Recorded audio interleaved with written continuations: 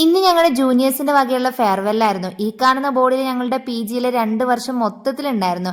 നേരെ ദാ ഹാളിലോട്ട് കയറി. പിന്നെ അവരുടേതായിട്ടുള്ള ഒരു ഡാൻസ് പ്രോഗ്രാം ആയിരുന്നു സ്റ്റാർട്ടിങ്ങിൽ തന്നെ ഉണ്ടായിരുന്നത്. പിന്നെ ഒരു പാട്ടായി.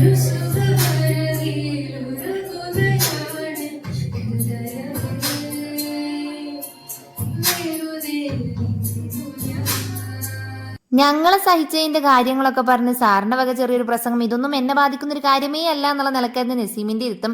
പിന്നെ ടീച്ചേഴ്സായി, ഞങ്ങളായി, ഓരോരുത്തരുടെ സംസാരം ശരിക്കും പിന്നോട്ട് വലിച്ചുകൊണ്ട് പോകുന്നുണ്ടായിരുന്നു.